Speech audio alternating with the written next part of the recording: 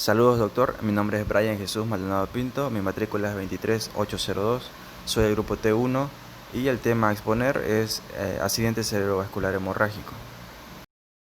Empezamos entonces definiendo qué es un accidente cerebrovascular. Los accidentes cerebrovasculares son todos aquellos trastornos en los cuales se daña un área del cerebro en forma permanente o transitoria, a causa de una isquemia o hemorragia. Entonces, el accidente cerebrovascular lo podemos clasificar en isquémico y en hemorrágico, ¿no? El isquémico, que puede ser por causas como una aterotrombótica, que puede ser lacunar, embólica cardiogénica, o que puede ser de tipo hemorrágico, ¿no? Intracerebral y también subaracnoidea. Ahora, definiendo qué es un accidente cerebrovascular de tipo hemorrágico, lo podemos definir como la extravasación de sangre en el interior del tejido encefálico, ¿no? La masa encefálica, el cerebro, originado por la ruptura de un vaso. El sangrado va a disecar las fibras nerviosas y provocar la posterior muerte neuronal. La hemorragia subaracnoidea la definimos como la extravasación de sangre al espacio subaracnoideo, ¿no? Que va a estar localizado entre la pía madre y la aracnoides. Casi siempre está causado por la ruptura de un aneurisma. Los accidentes, la hemorragia subaracnoidea está causada mayormente por un aneurisma, ¿no? Que es la dilatación de alguna arteria a nivel cerebral. La frecuencia de una ruptura de un aneurisma es del 20 al 40% y se clasifica como un aneurisma gigante cuando es mayor de 2.5 centímetros. Para la anatomía voy a mencionar pues lo más básico, ¿no? Ya que es algo que ya deberíamos de saber, como por ejemplo que se divide en lóbulos como el lóbulo frontal, parietal, occipital, temporal. También tenemos el cerebelo, el hipotálamo, tálamo, la médula espinal, el puente, la circunvolución de cíngulo, el cuerpo calloso, ¿no? Y diferentes estructuras que ya las conocemos. También tenemos los ventrículos, ¿no? Que son muy importantes. Los ventrículos laterales, los agujeros interventricular, el tercer, el cuarto ventrículo, el acueducto cerebral. También tenemos el sistema venoso, que es muy importante. También la anatomía de las meninges, ¿no? El espacio subdural, epidural, el espacio subaracnoideo, donde podemos ver lo que es una hemorragia subaracnoidea, ¿no? Como mencionamos anteriormente. También debemos repasar lo que es el polígono de Willis, ¿no?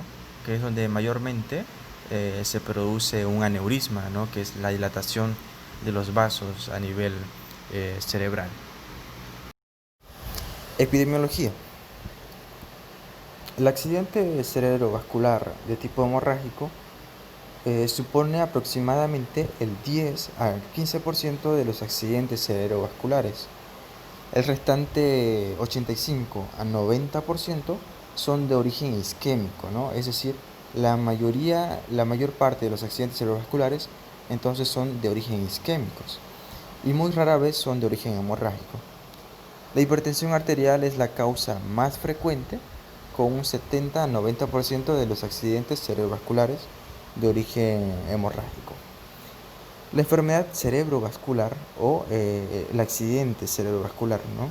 Es un problema de salud mundial que constituye la tercera causa de muerte y la primera causa de discapacidad en el adulto y la segunda causa de demencia.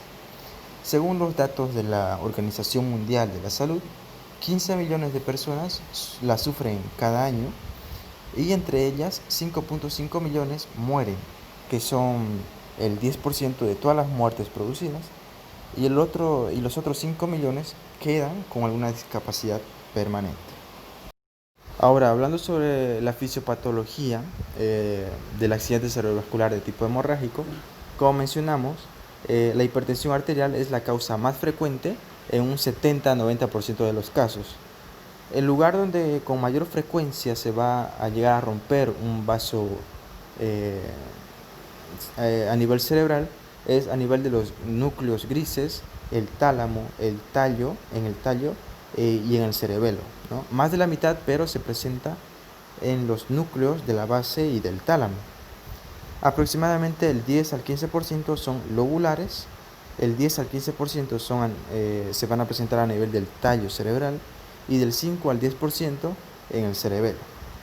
La técnica que se utiliza es una tomografía computarizada, ¿no? Cuando ese tipo hemorrágico, ya que se va a ver claramente las densidades de una hemorragia. Además de que va a presentar el efecto de masa y van a obstruir los ventrículos. En el caso de un aneurisma, que es una dilatación de los vasos sanguíneos cerebrales, que pueden ser congénito o no, pueden ser de dos tipos, cruciforme y sacular. El sacular, que son dilataciones en los que se hacen en los vasos sanguíneos a nivel cerebral, y estos tienen un mayor riesgo a romperse, ¿no? Y a producir sangrado, a producir una hemorragia que va a presentar con cefaleas intensas, cefaleas súbitas, donde las estructuras vascular, el lugar donde va a estar localizado mayormente es en el espacio subaracnoideo. Dependiendo del tamaño y de la localización, se pueden encontrar alteraciones neurológicas, ¿no? Dependiendo del tamaño, va a producir compresiones, ¿no? en las estructuras adyacentes. O bien se puede romper el aneurisma y producir una hemorragia y producir la sintomatología. El estudio ideal para sospechar de una hemorragia subaracnoidea por ruptura de un aneurisma es la tomografía axial computarizada, que se encuentra una hemorragia y el aneurisma, ¿no? Si se hace una angiotomografía también para poder localizar y ver dónde es que se encuentra el aneurisma. Con mayor exactitud el aneurisma podemos verlo en una edad promedio de 50 años, ¿no? Pacientes mayores de 50 años, donde la prevalencia en autopsia es de 1 al 6%. Un hallazgo incidental también, una angiografía, puede ser del 1 al 6%. También se pueden encontrar múltiples, ¿no? en 20 a 30% de los casos. La frecuencia a una ruptura de un aneurisma es del 20 al 40%. Y la presencia de aneurismas gigantes, se los llaman así, cuando son mayores de 2.5 centímetros. El tratamiento en estos casos es endovascular, ¿no? Se les pone espirales, polímeros para tapar el aneurisma, para que éste no sangre o para que no se rompa, ¿no? Y a través de una angiografía podemos hacer un diagnóstico y el tratamiento al mismo tiempo, ¿no? Hay otros que también podemos realizar cirugías para poder tratarlos. El cuadro clínico depende de su localización, ¿no? Y suele añadirse síntomas derivados de la hipertensión intracraneal y de las alteraciones en las meninges. Entonces, nos van a orientar a realizar un diagnóstico de accidente cerebrovascular, los síntomas como la cefalea brusca e intensa, los vómitos sin vértigos, la rigidez de nuca, los antecedentes de hipertensión arterial grave, el alcoholismo, el tratamiento con anticoagulantes, la forma de instauración y progresión del déficit en minutos, la disminución progresiva del nivel de conciencia y factores desencadenantes como la maniobra de Valsalva. Pero la clínica también la podemos clasificar de acuerdo a la localización de la hemorragia. Por ejemplo, una hemorragia a nivel del putamen, ¿no? Una hemorragia putaminal que va a producir una hemiparesia, que es la debilidad muscular o parálisis parcial de un lado del cuerpo que puede afectar, por ejemplo, a los brazos, a las piernas, incluso a los músculos faciales. Una hemihipoestesia, que es la disminución de la intensidad de las sensaciones, ¿no? Van a estar, estos estímulos se van a percibir de forma atenuada, de forma disminuida. Una hemianopsia, disfagia, desviación oculocefálica al lado afectado. Una hemorragia talámica, que va a afectar el tálamo, va a producir una hemiparesia, una hemihipoestesia, una mirada forzada hacia abajo en convergencia, tosis palpebral, miosis, una hemorragia de los núcleos caudados que va a producir confusión, trastornos de la memoria, hemiparesia, una hemorragia lobar, ¿no? De acuerdo a qué lóbulo vaya a afectar. Por ejemplo, el occipital va a haber dolor ocular, ipsilateral y déficit campimétrico. El frontal puede producir una hemiparesia y cefalea frontal. El parietal puede producir una hemihipoestesia y dolor temporal anterior. Una hemorragia puntina que puede producir tetraplegia, coma, pupilas puntiformes, y una hemorragia cerebelosa que puede producir cefalea occipital, vértigo, ataxia del tronco y de la marcha. Ahora, ¿cuáles van a ser los factores de riesgo que van a predisponer a un accidente cerebrovascular de tipo hemorrágico? En primer lugar tenemos a la hipertensión arterial, que como mencionamos al principio, es la primera causa que un 70-90% de los casos. También la diabetes mellitus, el tabaquismo, las dislipidemias, la edad, ¿no es cierto? Pacientes ya mayores van a estar más susceptibles. Las colangenopatías, las enfermedades hematológicas, ingesta de estrógenos orales, obesidad, enfermedades cardíacas, también puede ser hereditario.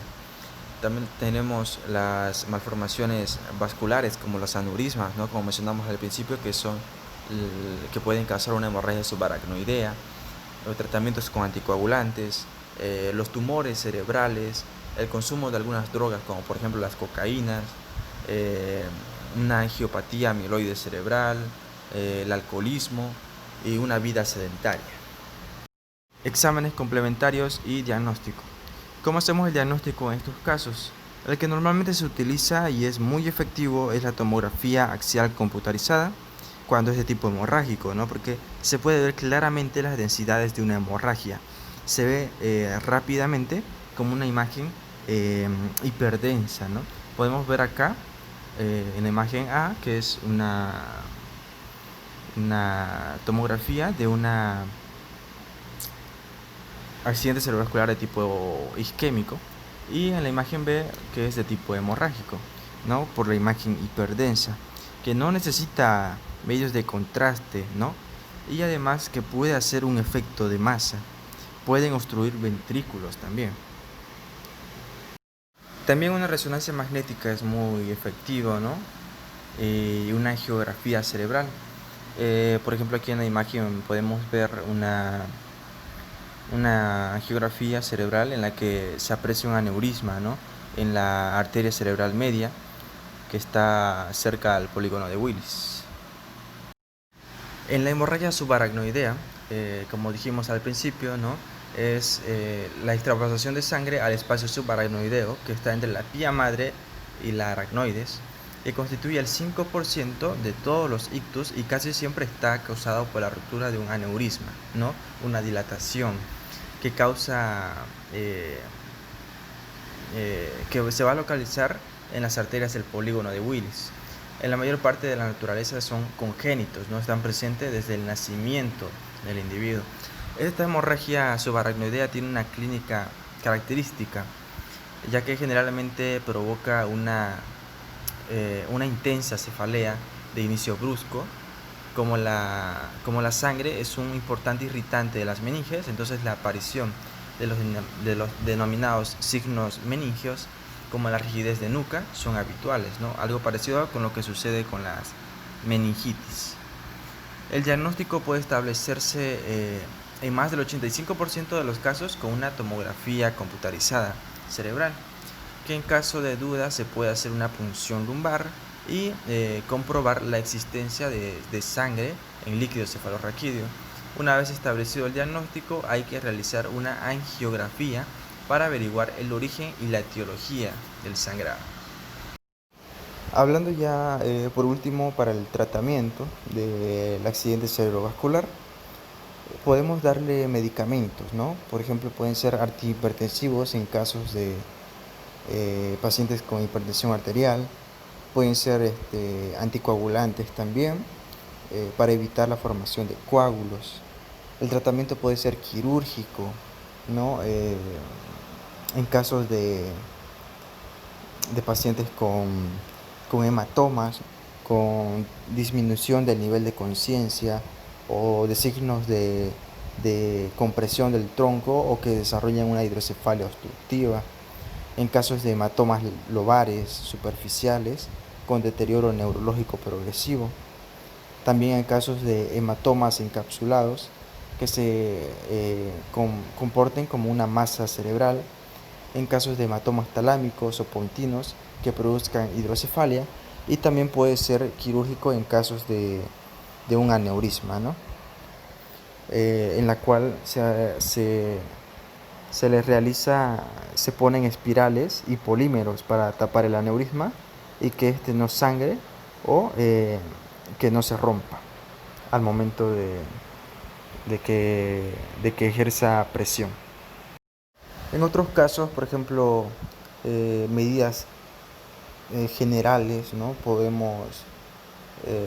Tenemos que poner al paciente en reposo, en cama, con la cabecera levantada a unos 30 grados, con oxigenoterapia si es que lo necesitara, si la saturación de oxígeno es inferior al 94%, también aspiración de secreciones y colocación de sondas nasogástricas en casos de una posible broncoaspiración, una dieta absoluta, una vía venosa periférica y administración de suero fisiológico isotónico a dosis de 1200 a 2000 ml en 24 horas. El suero glucosado favorece al edema cerebral y por lo tanto no debe utilizarse. También podemos utilizar un colector o empapador o sondaje vesical en caso de no controlar los esfínteres. Podemos dar también medidas antiedema, ¿no? Para el edema, en la cual se van a aplicar con signos y síntomas de hipertensión intracraneal, herniación cerebral o aumento del grado de coma. Vamos a aplicar diuréticos osmóticos, ¿no? Como el manitol, en dosis de carga de 1 gramo por kilogramo de peso, endovenosa, que se puede repetir cada 6 horas, o con pacientes con edema vasogénico. Podemos aplicar dexametasona en dosis de 8 miligramos, intravenosa también, endovenosa, en bolo seguida de 4 miligramos en cada 6 horas. También podemos realizar la hiperventilación mecánica, podemos darle barbitúricos como el tiopental sódico en una dosis de 2 a 5 miligramos por kilogramos de peso, endovenosa también. Y finalmente llegamos con la prevención, donde el tratamiento preventivo se basa en educar a la población y promover hábitos de vida sana. En esto debemos insistir sobre todo en dietas que impidan el consumo excesivo de grasa y lógicamente el ejercicio de tipo aeróbico, así como eliminar el tabaquismo, ¿no? Y en general debemos corregir aquellos factores de riesgo susceptibles a ser modificados, ¿no? Como hablamos al principio, que el accidente cerebrovascular, la principal causa a desarrollarlo es la hipertensión arterial. Entonces lo que debemos hacer es tratar esta enfermedad de base, ¿no? Como por ejemplo una alimentación saludable, ¿no?